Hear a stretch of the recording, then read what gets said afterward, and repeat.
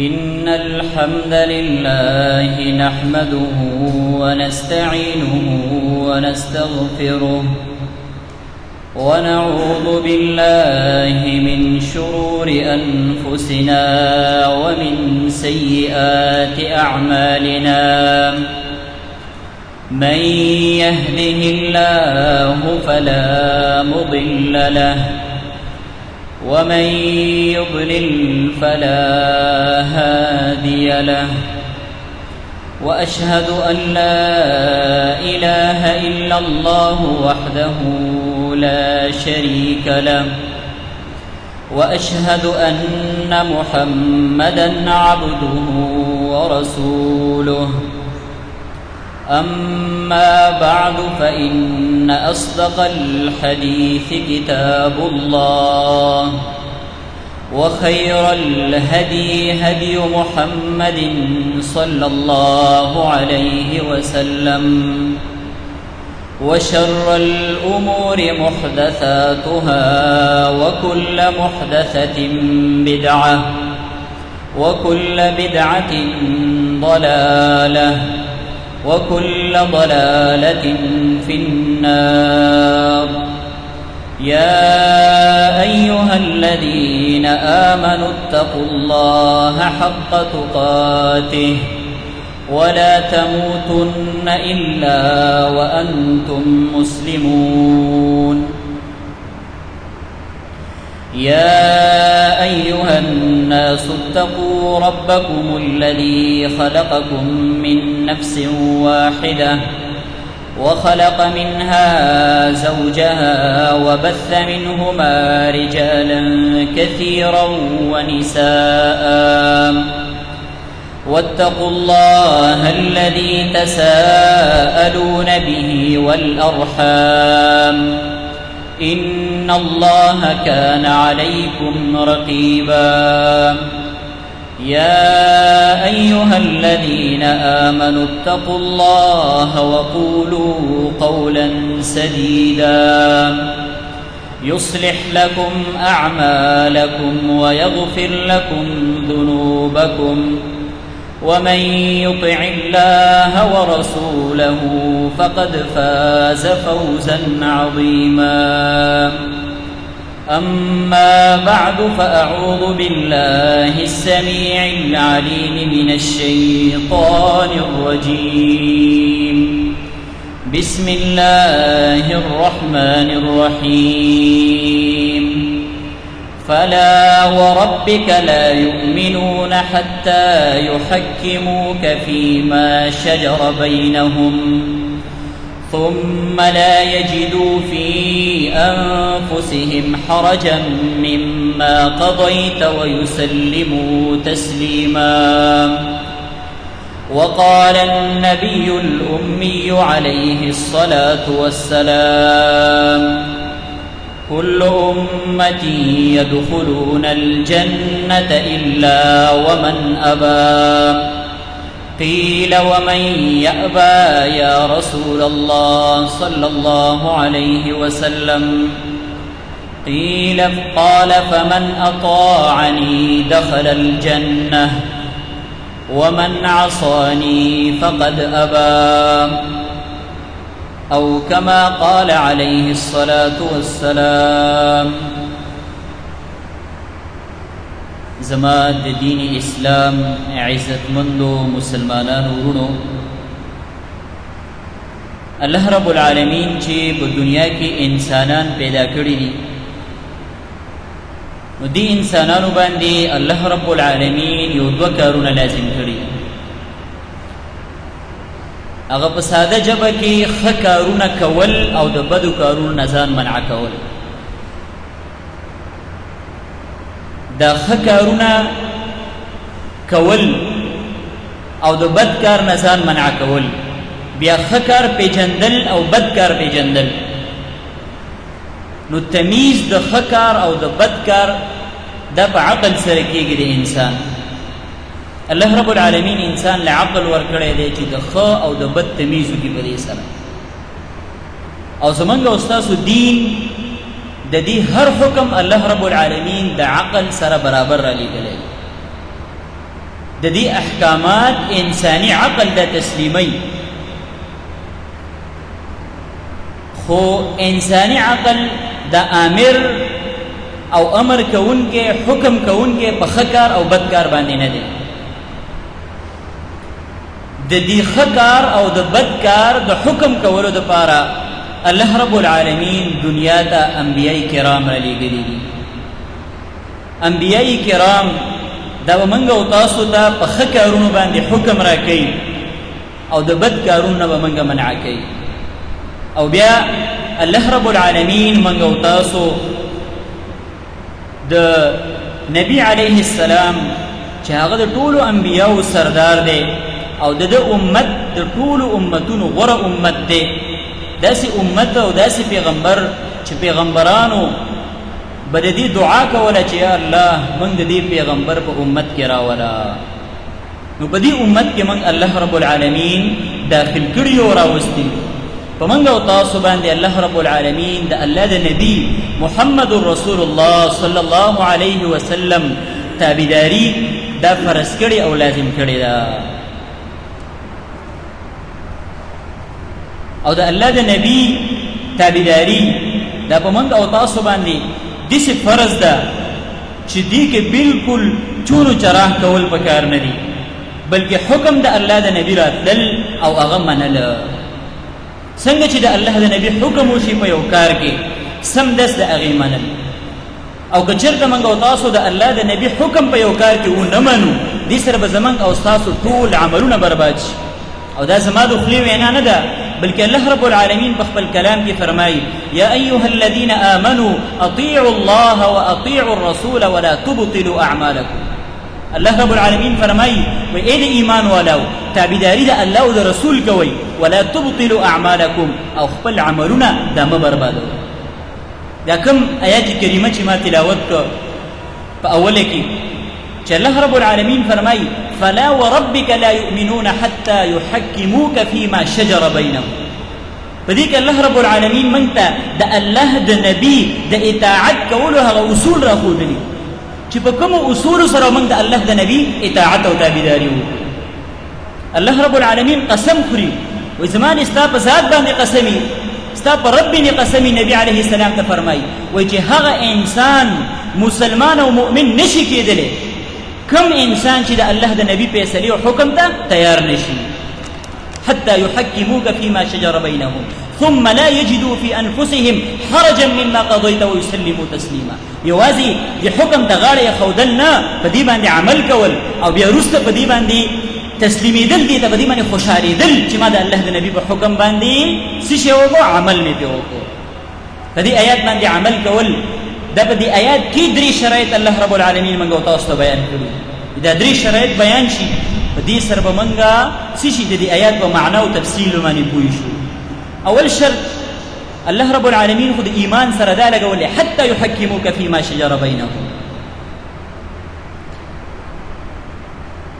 د الله نبی ته الله څه فرمایي؟ وی یو شرط دا دی چې دا خلک انسانان چې زندگی تیری ژوند تیری په دې کې حالات راځي، په دې کې واقعات راځي، په دې کې جنگ جګړې راځي، په دې کې فیصلې او حکمونه راځي. نو دا به څه شی کوي؟ دا به فیصله راوړي د الله نبی ته. دا سړی مؤمن نشي کېدلی چې د جنگ راشي، د لانجه راشي، د جګړه راشي، د مسأله راشي او حکم فیصله د الله نبی ته رانوړي، قرآن او سنت ته د خپله فیصله راتاو نه کړي. نو دا انسان مؤمن نشي کېدلی. ګوره موږ او تاسو به په خپله زندګۍ کې دا درې شرایط لازمي کوو چې فیصله دې د الله د نبی عدالت ته راوړه، قرآن او حدیث ته دې فیصله راوړه. دویم شرط بیا په دې باندې څه شی دی؟ هغه ثم لا يجدوا في انفسهم حرجا. الله رب العالمین فرمایي فیصله خو د الله کلام ته راوړه، فیصله خو قرآن ته راوړه، فیصله خو نبی علیه السلام ته راوړه. خو دویم حکم څه شی دی؟ اکثر خلک فیصله وسي وروسته بیا خپي خفګان به بیا په دې فیصله باندې نه کوي. هغه معمولي حرج او کوږوالی به هم ستا په زړه کې نه راځي، که راغې ایمان کې دې کمزوري ده. دریم شرط د دې لپاره څه شی دی؟ دریم شرط ویسلموا تسلیما. بیا چې فیصله د الله د نبی حکم باندې وشوه د الله د نبی په کلام باندې د الله په کلام او د الله د نبی په فرمان باندې فیصله وشوه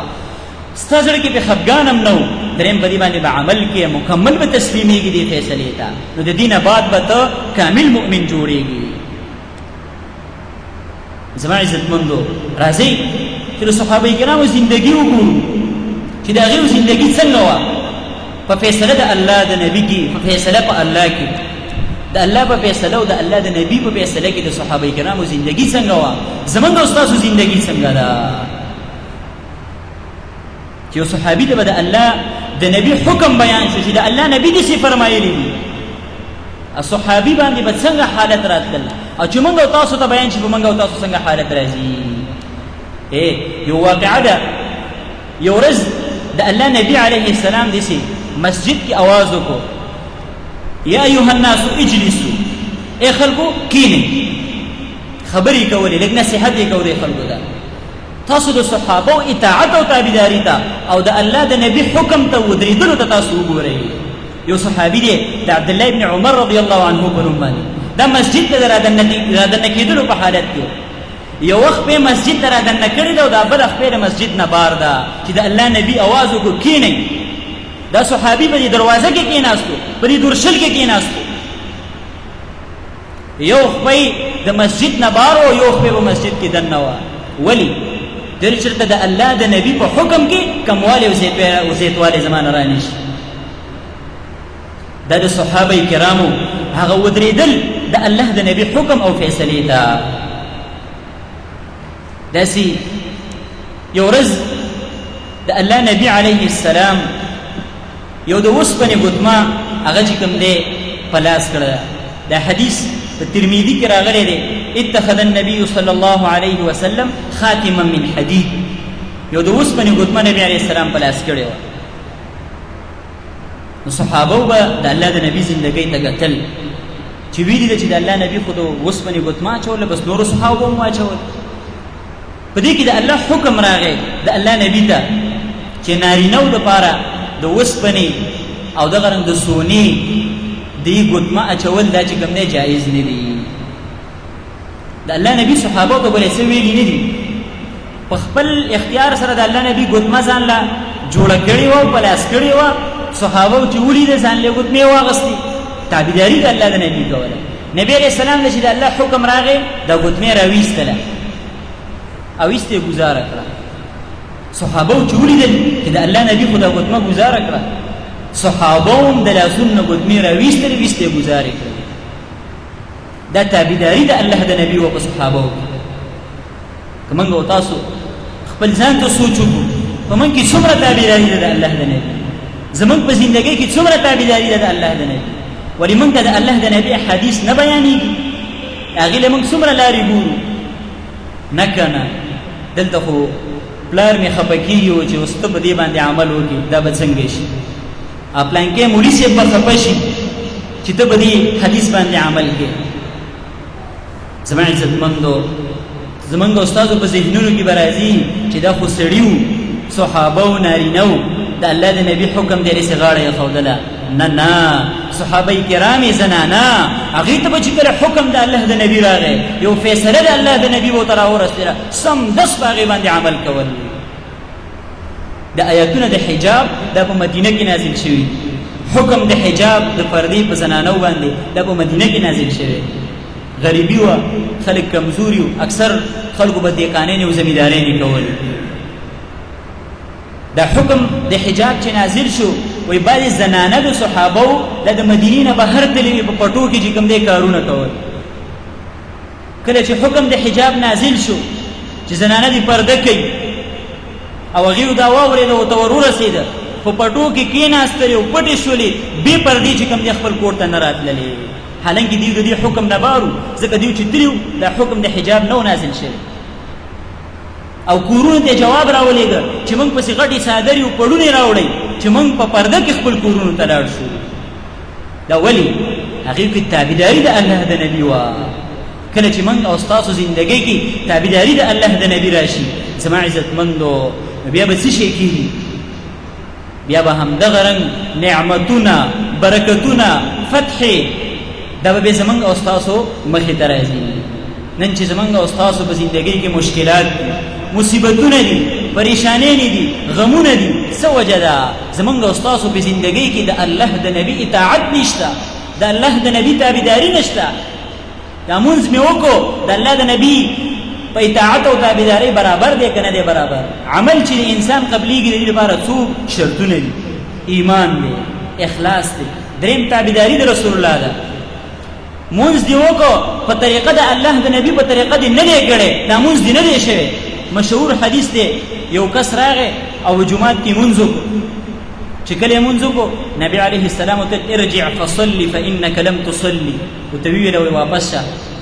مونځ وکړه تا مونځ نه دی کړی. مونځ یې زر زر کو، سجده او رکوع دی برابر نه و. د الله نبي ورته څه ویله؟ ارجع فصلي فانک لم تصلي. بیا لاړې مونځ یې وکړو، بیا را واپس شو نبي علیه السلام ته ارجع فصلي فانک لم تصلي. درې ځله د الله نبي واپس. بیا دا راغی د الله نبي د الله نبي ما له د مونځ هم دا طریقه راځي، بله طریقه ما نه راځي، ما ته چل وښایه، طریقه وښایه چې په هغه طریقه مونځ وکړم. نبي علیه السلام ورته صلوا کما رأیتمونی اصلي، مونځ وکئ زما په شان څنګه چې ما ویني داسې مونځ وکړه. بیا ورته مونځ وکړو، طریقې ورته وښودله. ګورئ مونځ د الله رب العالمین څومره یو ناشنا عبادت دی، یو ښکلی عبادت دی. دومره عبادت چې په زندګۍ کې د ټولو نه ډېر کېږي. په ورځ کې 15 وخته په انسانانو باندې، مسلمانانو باندې الله رب العالمین مونځ فرض کړی دی. خو دا مونځ چې کله د الله د نبي په طریقه باندې نه دی، د الله په دربار کې قبول نه دی. ته دې ولې ډېر عملونه ونه کړي، ډېرې صدقې او خیراتونه دې ولې ونه کړي، ډېر حجونه دې ولې ونه کړي، ډېر اعمال دې ولې ونه کړي؟ خو چې د الله د نبي په طریقه پکې نشته، دا عمل د الله په دربار کې قبول نه دی. پیمانه تله زمونږ او ستاسو د اعمالو دپاره څه شی ده؟ طریقه د الله د نبي ده. زما عزتمندو په خپلو اعمالو کې طریقه د الله د نبي پیدا کول پکار دي. او بیا صحابو نه به چې لږ شانته لغزش شو، لږ غوندې کمزوري به چې ته وشوه د الله د نبي په یو حکم کې، سخت به په دې باندې خفه و، پریشانه و. مشهور صحابي عبدالله ابن عمر رضی الله عنه، د عمر رضی الله عنه په باره کې راځي چې د صلح حدیبیه په موقع کې د الله د نبي سره لږ غوندې خفګان ښکاره کړی. ایمانی غیرت وبګي، د ایمانی غیرت د وجې نه دا خفګان ښکاره کړی. په څه شي باندې؟ صلح حدیبیه کې په ظاهره کې چې کوم شرطونه و هغه د مسلمانانو په خلاف، د مسلمانانو د کمزورۍ او د دې اظهار پکې کېدو. د الله نبي د هجرت په 6م کال باندې مکې ته د حج په نیت باندې راغی. چې کله راغی مشرکان په مکه باندې قابض و، مشرکانو پرې نه وستو. بیا ورسره یو صلح وشوله. په صلح کې یو څو شرایط، یو شرط پکې دا و چې څه کالې به تاسو حج نه کوئ، واپس کېږئ به بل کال نه به راځئ، بغیر د اسلحو نه به راځئ، صرف 3 ورځې به تېروئ، حج ارکان به پوره کوئ، واپس به ځئ. نو دې کې ګوره د الله د نبي څومره یو قسم بې عزتي وه په دې کې، یو بې احترامي وه چې د الله نبي د حج په اراده باندې راغلی او را رسېدلی او د الله نبي د حج نه منع کو او واپس یې. دغه رنګ بل د هغې سره چې کوم دی هغه صلح وکړه چې 10 کاله به چې کوم دی زمونږ او ستاسو په منځ کې جنګ نه کېږي. بل شرط یې په صلح حدیبیه کې ورسره دا لګولی و چې دې کې ظاهر د مسلمانانو هغه ذلت ښکاره کېده چې کوم کس ستاسو نه راشي بغیر د اجازت د ولی نه، د مشر د امیر د اجازت نه بغیر راشي او موږ ته راشي، نو دا به موږ پرېږدو د ځان سره، او زمونږ خواله راشي دا به موږ سره. او کوم کس بغیر د اجازت د امیر نه زمونږ نه درغی مسلمانانو ته، نو دا به تاسو نه پرېږدئ، واپس به رالیږئ. نو په دې باندې عمر رضی الله عنه چې کوم دی ډېر زیات قهر او غصه ورل، او د الله نبي ته وویله و چې تا څنګه دي مشرکینو سره په دې باندې معاهده وکړله چې په دې کې د اسلام ذلت دی. د الله نبي ته ولې موږ په حق باندې نه یو؟ ولې د الله دین په حق نه دی، د قرآن په حق نه دی؟ د الله نبي ورته ویل ای عمر زه د الله نبي ما په ما باندې چې کوم دی انی رسول الله فلا اعطيه ابدا، زه د الله نبي ما، زه هېڅکله د دې تابعداري نه کوم چې د الله ما ته حکم نه یې کړی نو زه تابعداري نه کوم. یعنې دا حکم د الله چې داسې صلح ورسره وکړه. په دې کې ظاهره کې ذلت د مسلمانانو، خو دې کې الله رب العالمین ډېره لویه فتحه ایښې وروسته. نو زما عزتمندو عمر رضی الله عنه په دې ځای کې یو معمولي شانته لغزش د ده نه وشو. بیا ابوبکر رضی ته راغی کېناسته. ابوبکر رضی ته یې ویله و چې دا وګوره دا صلح داسې وکړله د الله نبي، او دا خو صحیح نه ده. عمر رضی ته ویله چې هغه د الله رسول دی، الله به ورته حکم کړی، الله ورته امر کړی دی، دا ته ومنه. عمر هو خاموش شو په دې باندې. بیا وروسته چې کله دا آیاتونه نازل شو انا فتحنا لك فتحا مبینا لیغفر لك الله ما تقدم من ذنبك وما تأخر، د الله نبی یو صحابي ته ویل چې لاړ شه او دا عمر هو ته واوروه. عمر هو ته ویل، عمر رضی الله عنه زړه په دې باندې مطمئن شو او خوشاله شو. عمر رضی الله عنه به منځونه کول، روجي به نیولي، غلامان به آزادول او جړلې به په دې باندې چې مانه د الله د نبی لږه شانته معمولی غونډه کې غلطي شوې ده او داسې چې په دې باندې ما الله راونیسي. زما عزتمندو که موږ او تاسو خپلې زندګۍ ته سوچ وکړو څومره د الله د نبي د حکمونو، څومره د الله د نبي د فیصلو، د هغې د الله نبي د احکاماتو موږ او تاسو هغه د خپو لاندې کوو. زمونږ په زندګۍ کې د الله د نبي طریقې نشته، تابعداري د الله د نبي نشته، هسې تش په خوله باندې د هغې چې کوم دی هغه اقرار دی او تش په خوله باندې وینا ده، مګر په عملي زندګۍ کې زمونږ او ستاسو نشته دی. بلکې صحابه کرامو کې دومره تابعداري وه چې یو کس به ولیده چې دا د الله د نبي د یو حکم او د یو فیصلې نافرماني کوي او نه مني، هغه سره به سخته دشمني او بغض کوو په دې باندې، اگر که دی پلار ولی نه زوی ولی نه. یو صحابي دی عبدالله بن عمر رضی الله عنه دی ورځ دا حدیث بیان که چې د الله نبی ویلی دي چې تاسو د خپلې زنانه مؤمنانې چې کوم دی دا د الله د کورونو نه من منع کوئ، د مسجدونو نه یې مه منع کوئ.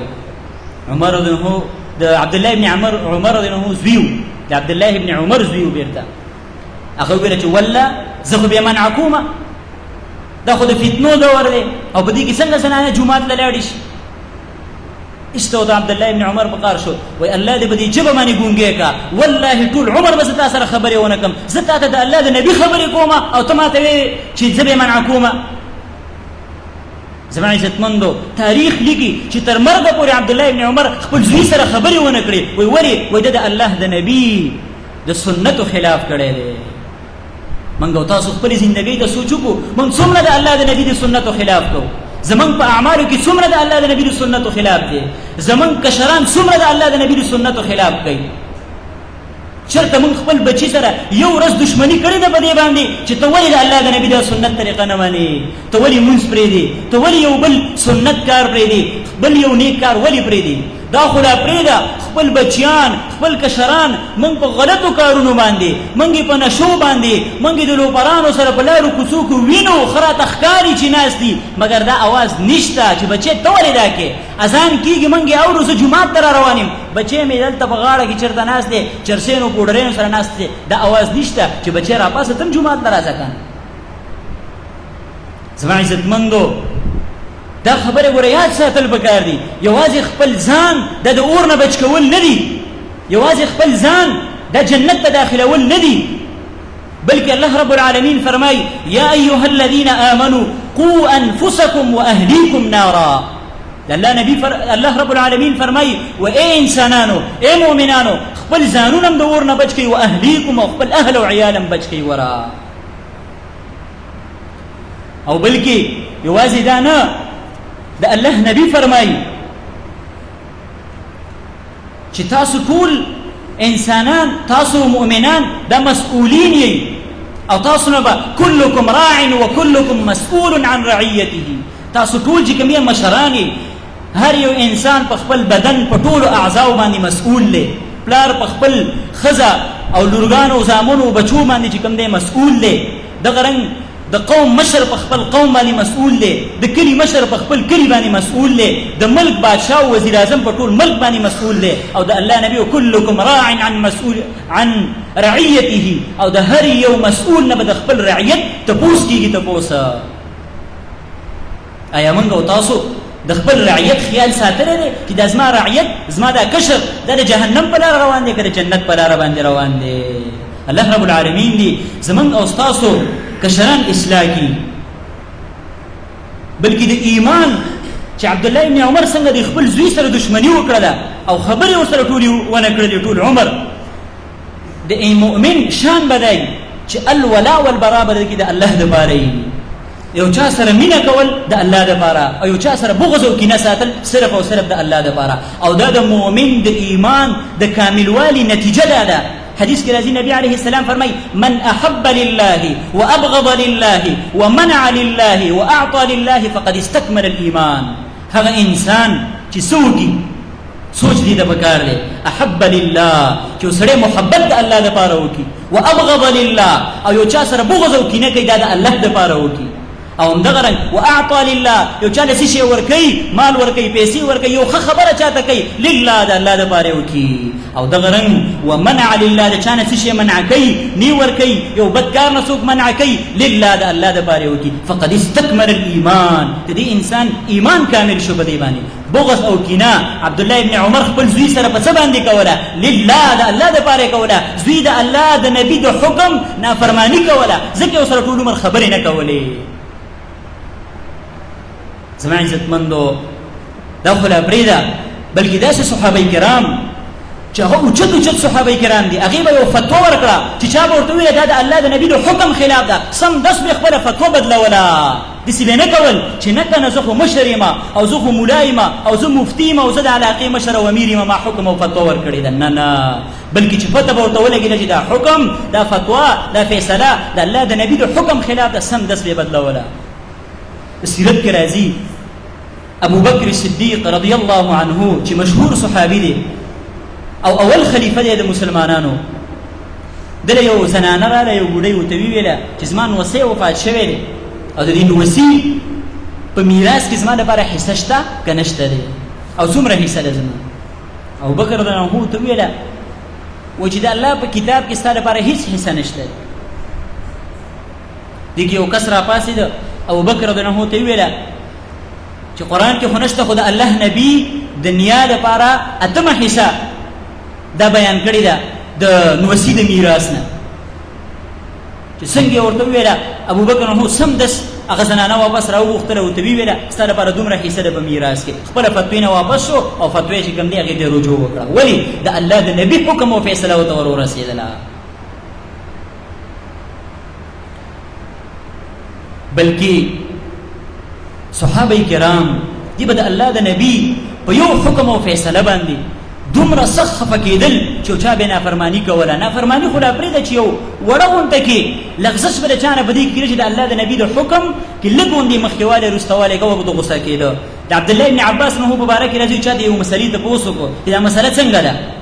تاسو دې خبرې ته غوږ کېدي، ډېره د سوچ او د فکر خبره ده. ایسته ورته عبدالله ابن عباس ورته فیصله بیان کړه چې د الله نبي داسې داسې ویلي دي. کس ورته وویله چې عمر هو خو داسې وایي او ابوبکر هو داسې وایي او ته پکې بدل وې داسې وې. ایسته عبدالله ابن عباس نه هو سخت غوسه شو او ورته وویله چې ان تنزل عليهم حجارة من السماء، وایي نږدې ده چې تاسو باندې کاڼي د اسمان نه راوورېږي. زه تاسو ته یم اقول قال رسول الله صلى الله عليه وسلم وتقولون قال عمر وقال ابو بكر وفلان وفلان. زه تاسو ته یم چې د الله نبي داسې ویلي دي او تاسو ما ته وایئ چې ابو بکر او عمر او عثمان او علي داسې ویلي دي. څومره ورته پکار شو؟ وایي نږدې ده چې په تاسو باندې کاڼي د اسمان نه راوورېږي. زما عزتمندو تاسو دې ته سوچ وکئ چې د الله د نبي د یو خبرې په خلاف باندې که د عمر رضی الله عنه خبره ومني کاڼي در باندې د اسمان نه راوورېږي. د الله د نبي د خبرې په خلاف ترې د ابوبکر رضی الله عنه خبره ومنله، عبدالله ابن عباس وایي چې کاڼي در باندې د اسمان نه راوورېږي. کله د علي رضی الله عنه خبره ومنله کاڼي در باندې اسمان نه راوورېږي. تر دې صدۍ د یو عالم خبره، د یو مفتي خبره، د یو ملا خبره د الله د نبي د خبرې په خلاف باندې ته منې، نو کاڼي راورېدل خو یو لنډه او مختصره خبره ده. کیدای شي الله در باندې ناشنا عذابونه راولي. چې د جلیل القدر صحابي خلیفه د مسلمانانو د هغې خبره به د الله د نبي په خلاف باندې نه منې، نو د یو امام خبره، د یو محدث خبره، د یو عالم او مفتی خبره، د یو مشر او د ملک خبره، دا منل د الله د نبي په فیصلې په خلاف باندې. زما عزتمندو والله العظیم چې دا تباهي ده، تباهي. موږ چې دعوه د الله د نبي د سنتو کوو، دعوه چې موږ د دې کوو چې زموږ امام محمد رسول الله صلی الله علیه وسلم دی، ځکه داسې امام دی که دې ورله خبره ومنله جنتي، که دې ورله ونه منله کاڼي در باندې الله د اسمان نه راورېږي. ورا زما عزتمندو تابعداري د الله د نبي په هر حکم او فیصله کې پکار ده. او یوازې دا هم نه دغه صحابه که دا مشهور محدثین او امامان د دې زندګۍ ته موږ تاسو سوچو په زما عزت مندو نو د دې زندګۍ هم د الله د نبی په سنت باندې منوره امام ابو حنیفه چې خلکو ته امام اعظم وي هغه فرمایي واذا صح الحديث فهو مذهبي وكم حديث چې صحیح شو دا زما مذهب دی امام ابو حنیفه او د شاګرد امام ابو یوسف دیو به څه فرمایل و یو انسان لدا پکار نه دی چې زمنګ یو خبره راشي او هغه ونه تری په قران او حدیث کې دا ونه ګوري په دې باندې عملو کې وای دا سړی چې کوم دی زنديق چې زما خبره راشي دا په قران او حدیث کې ونه ګوري او هم دې په عملو کې زمنګ استاد لپاره محور تلا لارا قران او حدیث کې قران او سنت دی قران او سنت ورا هیڅ کله د دین رسته کېدل دا نه دی پکار همدارنګه امام شافعی رحمه الله هغه وزلو فرمایل وای دا الله نبی علیه السلام داسې فرمایي کیم پوره ان شاء الله اخیری خبره کوله وای دا الله نبی علیه السلام داسې فرمایي استا چاور دویله و اسلام دا رایا ده خلک وای کنه سړی خبرو کوي پلان کې عالم دې سوې نو خلک ته پوښتنه اسلام دا رایا ده تم په دې مذهب باندې امام شافعی وای سم تک سر شو دارنګ او سم غصه شو وای کم اسمان دلاندې بز چې کم دی کم اسمان به مال سورې راکی او کم اسمکه به مال زی راکی چې د الله د نبی د فیصلې نه علاوه زما بل فیصله په بل روایت کې راځي و چې ویله وای تاسو ما باندې د يهودیت او د نصرانیت علامې ولیدلې یا هم زه د کلیسا نه راوتون کې ولیدلم چې زه د الله د نبی خبره کوم او ته ماته وایې چې اسلام دا فیصله ده اسلام دا حکم دی څنګه به زما دا حکم نه وي زما عزتمندو د دین امامان د قرآن او سنت نه ځانونه قربانول والله العظیم راځي چې په خپل ژوندۍ کې قرآن او سنت وګورو راځي سحر را پاسې ګو ماسوتن ودګي ګو لک سوچ ګو ځان سره چې زما په دې ژوندۍ کې د الله د نبی تابعداري څومره ده د الله د نبی نافرمانی څومره ده دی پته بیا چرته لګي یو معمولی خبره راشي یو معمولی کار راغی یو طرف ته د الله د نبی خبره رااله یو طرف ته د قرآن خبره رااله یو طرف ته د الله خبره رااله یو طرف ته د احادیث خبره رااله بل طرف ته رسم راغی رواج راغی سنت راغی بدعت راغی رواج راغی قرآن راغی دغه رنګ نور تا ته مشران را یاد شو پلانان را یاد شو نیکونه را یاد شو بل طرف ته د الله د نبی خبره وا تا د الله د نبی د قرآن او د سنت خبره وګرځوله تا رسم رواج بدعت د علاقې د کلیو د ملک خبره واغستله ته پوښه چې فلا وربك لا يؤمنون حتى يحكموك فيما شجر بينهم دې خبره پوښه چې ته مؤمن نه چې د الله د نبی خبره باندې ته فیصله نه کې چې کله رسم رواج بدعت د هر څه یو طرف ته او د الله نبی خبره بل طرف ته او تا خبره د الله د نبی واغستله نو پوښه چې ته مؤمن فقد استكمل الايمان ستا ایمان کامل شوی دا زما خبره نه ده زه د خپل ځان نه یم لګې نه د یو عالم او د مفتی خبره درته کوم ګوره د الله رب العالمین په خپل کلام کې زمونږ او ستاسو دپاره محور د ایمان دا ګرځولی دی الله رب العالمین فرمای وما كان لمؤمن ولا مؤمنة اذا قضى الله ورسوله امرا ان يكون لهم الخيرة من امرهم الله رب العالمین فرمای وای هیڅ یو مؤمن سړی او خزله دا پکار ندی چې د الله او د نبی حکم او د هغه فیصله او امر نه علاوه په بل طرف کې خپل اختیار او فیصله واخلي زما عزتمندو موږ تاسو له پکار دي چې خپل ژوندۍ او خپل ټول معاملات د قرآن او سنت او اطاعت او تابعداري د الله د نبی برابر کو الله رب العالمین دې زمونږ او تاسو ژوندۍ د الله د نبی په تابعداري باندې برابر کړي الله رب العالمین دې زمونږ او تاسو نوجوانان او مشران ټول اصلاح کړي اقول قولي هذا استغفر الله لي ولكم ولسائر المسلمين